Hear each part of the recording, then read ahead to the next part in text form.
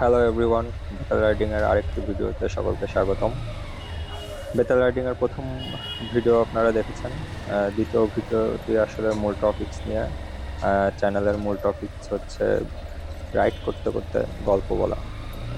So আমরা এখন যে গল্পটি বলবো, গল্পটি হচ্ছে থ্রিল অন প্রেমের গল্প। গল্পটি হচ্ছে খুবই শর্টে বলবো এবং গল্প শেষে প্রশ্ন থাকবে। গল্পের হচ্ছে দুজন রাজকুমার ও একজন রাজকুমারীর গল্প। তো আমরা গল্পে ফিরে যাই। দুজন রাজকুমারের নাম দিব, একজন রাজকুমার নিহাল এবং আর একজন রাজকুমার সজল। আর আমাদের রাজকুমারীর নাম দেব অহনা। সো এখানে আমাদের দুই রাজকুমার দেশ ভ্রমণে বের হয় এবং তাদের দেশ ভ্রমণের পথে তারা একটা রাজ্যে উপস্থিত হয়। সেই রাজ্যে যাওয়ার পরে তাদের সাথে পরিচয় হয় অহনার। অহনা সেই রাজ্যের রাজকুমারী হওয়া সত্ত্বেও অহনার ছিল হচ্ছে পূজা ভক্তি, অর্থাৎ ঈশ্বরের প্রচুর ভক্তি। সে মা কালীর ভক্ত ছিল। এটা প্রথমে বলে নিলাম কারণ গল্পের শেষ অংশে এটার প্রয়োজন আছে। সো দুজন রাজকুমার ওই রাজ্যে ভ্রমণের করতে যখন অহনার সাথে তাদের পরিচয় হয়, দুজন রাজকুমারী সামহাউ অহনাকে পছন্দ করে। এখন নেহালও অহনাকে পছন্দ করে, আবার হচ্ছে রাজকুমার সজলও অহনাকে পছন্দ করে। কিন্তু এখানে হচ্ছে অহনা রাজকুমারী সজলকে পছন্দ করে। সো একটা সময় কিছুদিন অতিবাহিত হওয়ার পরে একটা সময় হচ্ছে দুজন রাজকুমারী অহনাকে বিয়ের প্রস্তাব দেয়। সো অহনা জানায় যে সে দুজন রাজকুমারকে না, যে কোনো একজনকে বিয়ে করতে পারবে। সো সে রাজকুমারী অহনা যাকে পছন্দ করে সে তাকেই বিয়ে করবে। সজলকে সে বিয়ে করতে চায়। এদিকে নিহালও খুব পছন্দ করে অহনাকে। সো যেহেতু দুজন রাজকুমার বন্ধু ছিল, তারা মিলে ডিসিশন নেয় যে ওকে ঠিক আছে, দুজন রাজকুমারের মধ্যে অহনা যাকে পছন্দ করে তাকেই সে বিয়ে করবে। সো তারাও রাজি হয়ে যায়, রাজ্যে খবর পাঠায় যে তাদের একটা রাজকুমারীকে পছন্দ হয়েছে অহনা নামে। সো রাজকুমার সজল তাকে বিয়ে করবে। সো বিয়ে প্রস্তুতির জন্য রাজ্যে জানানো হয়। রাজ্য থেকে হচ্ছে সেনা আরও হচ্ছে রাজা তাদের হচ্ছে সৈন্য সামগ্রী নিয়ে বিয়ের প্রস্তুতি নিয়ে অহনার রাজ্যে আসে। সো অহনার রাজ্যে আসার পরে রাজকুমারী অহনার সাথে সজলের বিয়ে হয়। বিয়ে হওয়ার পরে রাজকুমারী অহনা, সজল এবং নিহাল মিলে তাদের রাজ্যে ফেরত যায়। ফেরত যাওয়ার পথে তখন হচ্ছে আক্রমণ হয়, ডাকাত দলের আক্রমণ হয়।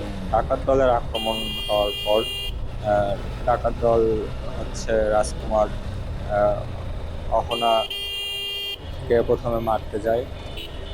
অহনাকে বাঁচাতে যেয়ে রাজকুমার নিহাল সামনে চলে আসে এবং এক সময় হচ্ছে ডাকাত দল নিহালকে মেরে ফেলে। এরপরে হচ্ছে নিহালকে মেরে ফেলার পরে সেটা দেখতে হচ্ছে রাজকুমার সজল এগিয়ে আসে। সজল এগিয়ে এসে যখন যুদ্ধ করে ডাকাতদের সাথে, তখন ডাকাত দল পেছন থেকে সজলকে মারতে চাই। সেই সময় হচ্ছে রাজকুমারী চলে আসে এবং সামহাউ হচ্ছে রাজকুমার সজলকেও ডাকাত দল মেরে ফেলে। এখন দুজন রাজকুমারী মারা গেছে। দুজন রাজকুমারের সামনে অহনা দাঁড়িয়ে কান্না করে। তার এক সময় মনে হয় যে সে তো মা কালীর ভক্ত ছিল। সো সে মা কালীর সামনে হচ্ছে রাজকুমার দুজনকে নিয়ে যায়। দুজন রাজকুমারেরই মাথা কেটে ফেলছে ডাকাত দল, মাথা কেটে তাদেরকে হত্যা করছে। এখন রাজকুমারী যখন মায়ের কাছে রেখে তাদের জীবন প্রার্থনা করে, তখন হচ্ছে সেখানে মা কালী হচ্ছে তারা অহনার কাছে বলে যে তুমি যে কোনো একজনকে বাঁচাতে পারবে।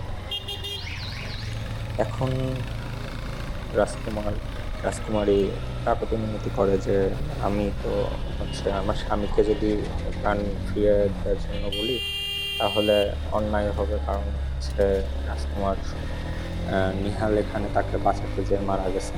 সো তার প্রাণ ফিরিয়ে দেওয়া তো ইম্পর্টেন্ট। সো সে তখন যমুনা ডিসিশনে পড়ে যায় যে কাকে থুয়ে কাকে বাঁচাবে, নিজের স্বামীকে বাঁচানোর জন্য প্রাণ ভিক্ষা চাইবে, নাকি হচ্ছে রাজকুমার নিহালকে বাঁচানোর প্রাণ ভিক্ষা চাইবে যার জন্য সে মারা গেছে।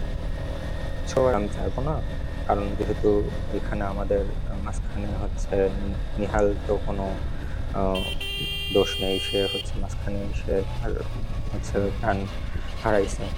সো সে ডিসিশন নিয়ে বলে যে রাজকুমার নিহালকে ফিরিয়ে দেন, কারণ হচ্ছে সে আমাকে ভালোবাসে বলে আমার জন্য হচ্ছে আমাকে বাঁচাতে যে মারা গেছে। কিন্তু আমি আমার স্বামীর যদি প্রাণ ফিরিয়ে চাই তাহলে সেটা স্বার্থপরতা হবে। সেটা দেখে সে মা কালীর কাছে বলে যে ঠিক আছে, আপনি হচ্ছে নিহালকে বাঁচিয়ে নেন। সো এটা দেখে মা কালী তার নিঃস্বার্থতা দেখে খুশি হয় এবং বলে কি ঠিক আছে, আমি তাদের দুজনকেই হচ্ছে প্রাণ ফিরিয়ে দেবো, তুমি দুজনের মাথা দুজনের শরীরে কাছে রাখো, তাহলে হচ্ছে প্রাণ ফিরিয়ে দেবো। তারা মাথা জোড়া লেগে যাবে, প্রাণ ফিরে পাবে। সো এই জায়গায় সে একটা ভুল করে বসে। সে হচ্ছে নিহালের মাথা নিয়ে যায় সজলের কাছে রাখতে এবং সজলের মাথা নিয়ে যায় নিহালের কাছে। সেটা সাডেনলি সে ভুল করে বসে। সো এটার পরিণামে কি হয়, দুজনই প্রাণ ফিরে পাই, কিন্তু সজলের মাথা নেহালের কাছে আর এদিকে নেহালের মাথা সজলের কাছে। এখন হচ্ছে প্রশ্ন যে কাকে সে বর হিসাবে গ্রহণ করল, নিহালকে যার হচ্ছে শরীর সজলের, আর নাকি সজলকে যার শরীর হচ্ছে নিহালের। কারণ এখানে যদি সে হচ্ছে সজলের শরীর চুজ করে, কারণ এদিকে হচ্ছে সজলের সাথে তার বিয়ে হয়েছে, সো স্বামী শরীর যদি হচ্ছে সে চুজ না করে, যদি অন্য শরীর তাকে স্পর্শ করে তাহলে সে তো অসতী হয়ে যাবে। আবার হচ্ছে এদিকে হচ্ছে যদি নিহালের চুজ করে তাহলে সেটাতেও তার হচ্ছে প্রশ্ন উঠবে যে শরীর হচ্ছে সজলের কিন্তু হচ্ছে মাথা তো নিহালের। সো এই জায়গায় তার কাকে চুজ করা উচিত, যার হচ্ছে সজলের শরীর নিহালের মাথা, নাকি নিহালের শরীর সজলের মাথা? সো দর্শকরা, আপনাদের কাছে প্রশ্ন, আপনারা উত্তর দেবেন যে কাকে তার চুজ করা উচিত স্বামী হিসাবে।